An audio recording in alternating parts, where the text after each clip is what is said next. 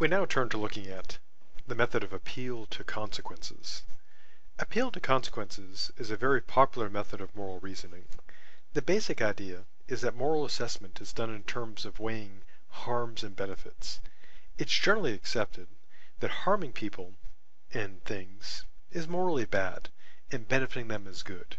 Not surprisingly, if something is more beneficial than harmful, it is typically regarded as being good. If something is more harmful than beneficial, it is typically regarded as being bad. The theory behind this method is what is known as, shockingly enough, consequentialism. It's the view that the value of actions is to be assessed in terms of their consequences. There are many types of consequentialist theories, and not all of them are moral theories. Because of this, it is important to present an appeal to consequences as a moral argument, and not just as a cost-benefit analysis. Although this method is generally accepted, there is, surprisingly enough, considerable philosophical debate over the underlying theories. The method is very straightforward and involves the following template. Step 1. Show that the action, policy, etc., whatever you're talking about, we'll call this X, creates Y harms and Z benefits.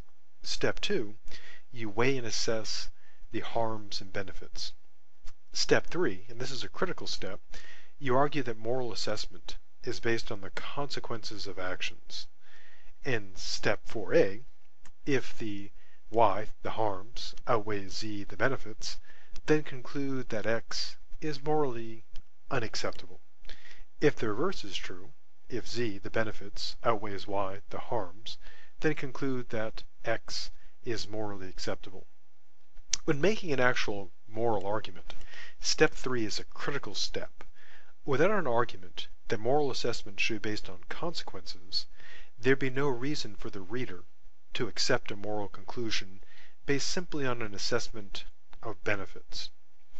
People often leave out this step when attempting to present a moral argument. Instead, they often end up providing practical advice instead of presenting a moral argument. This is discussed in greater detail later on in this presentation. As an example, this method could be used to provide a moral argument in favor of censoring violent movies. The first step will be presenting the alleged harms and benefits of these movies. This could be done by using an argument from authority to present data from various studies that contend that exposure to such violent movies causes people to become violent, such as terrible instances such as shooting people in schools. This would be clearly a harmful consequence of such movies, were it something that could be proven. The beneficial consequences would include things such as the entertainment provided, as well as the profits to the media industry. The second step would be to weigh these harms and benefits.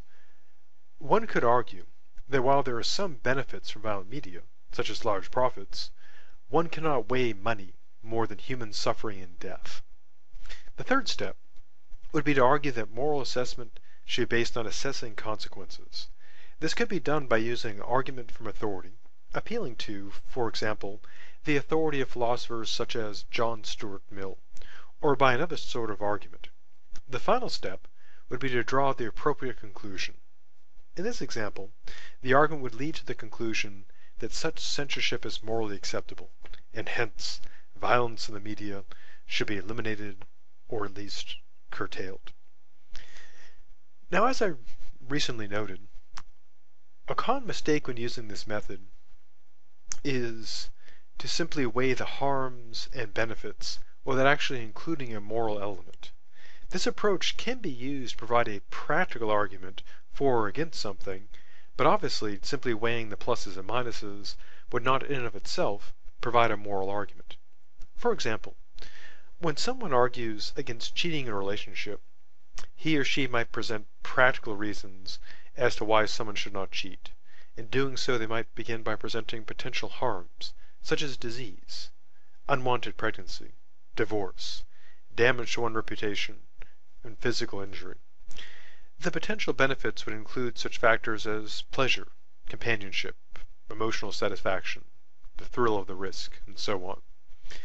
If a person concludes that someone should not cheat because of these practical concerns, like avoiding disease and harm, then this person would not be presenting a moral argument, rather a practical argument. It'd be essentially this: if you don't want to be harmed, then don't cheat. While this is a good practical bit of reasoning, it does not show that cheating is immoral or morally acceptable. In order to properly use this method to make a moral argument, the moral element needs to be included.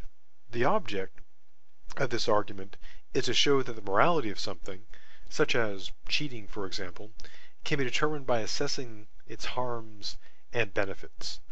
One way to do this, as noted above, is an argument from authority. For example, you might use John Stuart Mill as an authority and cite his view on ethics, specifically utilitarianism. This would make the connection between consequences and morality. While this is a legitimate argument, it is of course rather weak, because there are other equally authoritative philosophers who argue against this particular moral theory. A second approach is to use the method of applying moral theories and state that you are arguing within the context of a consequentialist ethical theory, such as Mill's.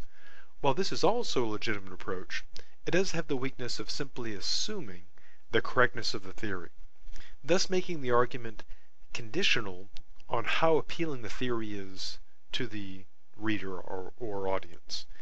A third approach is to develop an argument from intuition, to argue that creating positive value is good and creating negative value is wrong. It could then be argued that more positive value is better than more negative value. This could also be done perhaps by using an analogy to something like profit and loss. There are a variety of ways, of course, to do this. The appropriate conclusion, namely a moral one, could then be drawn based on the assessment of the relative weight of harms and benefits. There are of course also other ways to bring in the moral element. Now suppose you're on a receiving end of an appeal to consequences, or, in the context of the paper, you're writing an objection to your own appeal to consequences. One way to respond to this method is to accept the method itself, but offer an alternative assessment. This can be done by presenting an alternative set of harms or benefits, or by arguing for a different assessment of their relative weight. For example, a person might present the following counter to the example given above regarding violent media. And here's how the counter might go. While violent media might produce such harms, it also produces benefits. Violent films, shows, and video games are very popular, generating large profits. People also enjoy violent media. If we weigh the small number of deaths and injuries against the massive profits and enjoyment, it is clear that the benefits of violent media outweigh the harms. Therefore, violent media is morally acceptable. Naturally, a proper argument would need to be developed more, but the example provides the general idea of how this sort of thing can be done.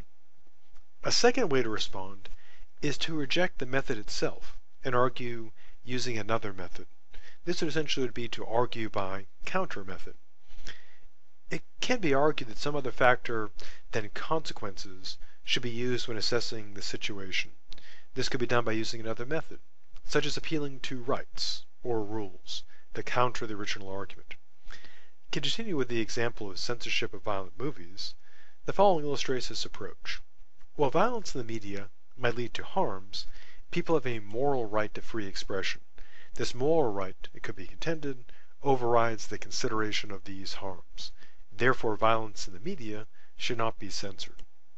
Naturally, this sort of counter-argument would need to be fully developed. In this example, the right to free expression would need to be supported by an argument of its own. And that brings us to the end of appeal to consequences.